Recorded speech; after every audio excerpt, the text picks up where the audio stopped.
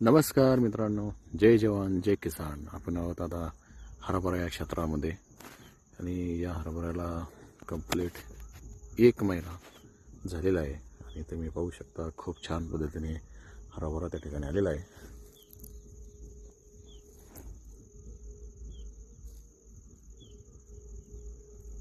खुरपणी त्या ठिकाणी त्याची झालेली आहे.